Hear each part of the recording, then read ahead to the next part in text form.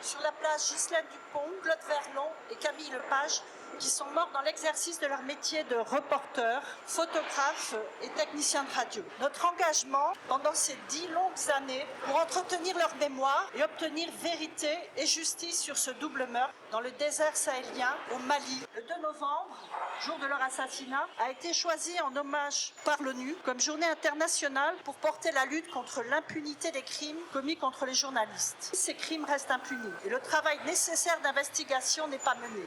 Les journalistes sont des témoins dont le regard est indispensable pour exercer le droit à l'information. Mais aujourd'hui, ils sont devenus des cibles. Les journalistes qui continuent de travailler au Sahel subissent des pressions de tous côtés. Harcèlement sur les réseaux sociaux d'influenceurs qui jouent aux justiciers et n'hésitent pas à les menacer de mort. Tout comme Malik Konaté, journaliste malien persécuté dans son pays, l'information demeure un bien public qui doit être préservé. Et je passe la parole à Marie-Vonne Lepage, la mère de Camille.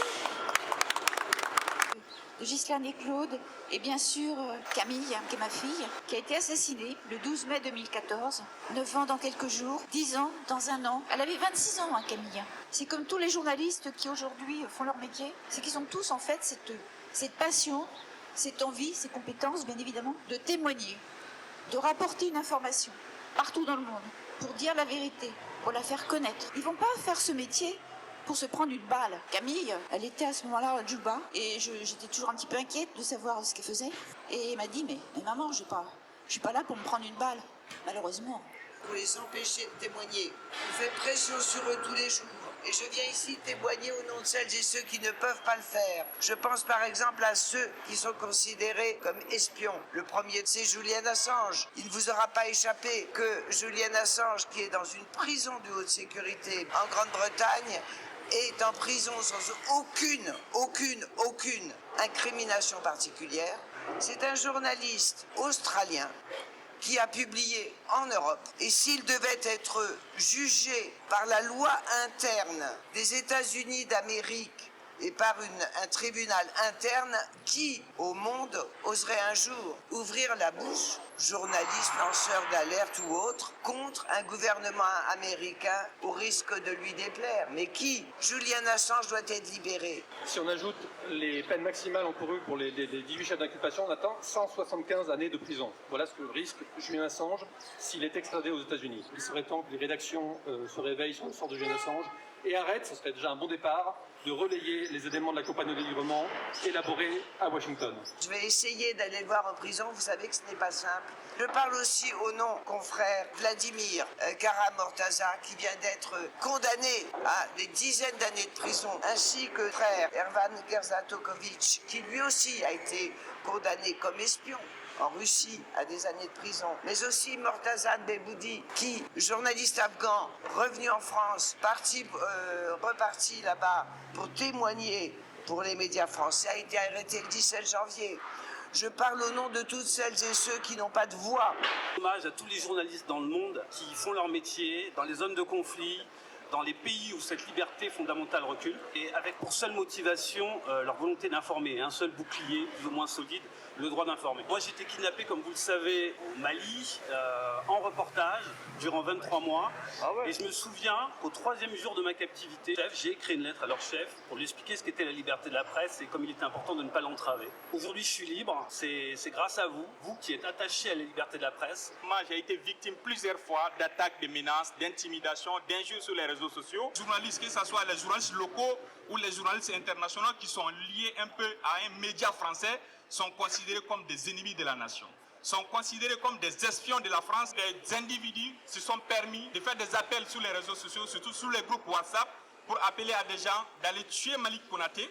Moi, je pense qu'aujourd'hui, il faut que les journalistes se donnent la main pour se soutenir. Il y a une menace qui plane sur la tête des journalistes, qui fait de telle sorte que les journalistes ont décidé de s'auto-censurer ou de quitter le pays. Moi particulièrement, j'ai porté plainte maintes fois, mais il n'y a pas eu de suite. La seule fois où il y a eu de suite, il y a eu pas mal de pression pour me demander de retirer ma plainte. Les médias français qui sont là, je pense que vous aussi, vous avez le devoir aussi de nous soutenir. Pas seulement de nous tendre le micro pour nous demander qu'est-ce qui se passe, mais de dire aussi nous sommes là, nous sommes des collaborateurs, nous n'avons rien à voir avec l'État français.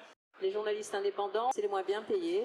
Un article, un reportage, une enquête menée par un journaliste indépendant, ça coûte moins cher que de payer quelqu'un pour des enquêtes au long cours. C'est les moins bien protégés. D'un point de vue physique, ils n'ont pas forcément le matériel nécessaire, ils n'ont pas une rédaction derrière eux. Et aussi d'un point de vue juridique, puisqu'on constate de plus en plus qu'à l'encontre des journalistes indépendants, il y a de plus en plus de procédures bâillons, on appelle. C'est-à-dire que des grandes entreprises qui ont les moyens de payer des procédures juridiques qui n'en finissent pas, intentent ces procédures contre des journalistes indépendants. On parlait de la liberté de la presse. On vient de gagner en cours de cassation quelque chose de très important. Un journaliste ne peut pas dépendre en fait, du tribunal de commerce pour être jugé, parce qu'il doit rester journaliste. Et donc, il doit être payé en salarié. Il faut absolument payer correctement tous ces articles, tous ces reportages, toutes ces photos. On a vu Malik Konakti parler des photos, correctement à ces journalistes indépendants qui font tout ce travail, qui vont sur des zones dangereuses, qui vont sur des zones où personne ne va, comme Camille Lepage, qui font des enquêtes qu'aucun journal, aucun média n'a les moyens de payer. On est obligé de partir en justice systématiquement pour soutenir ces journalistes.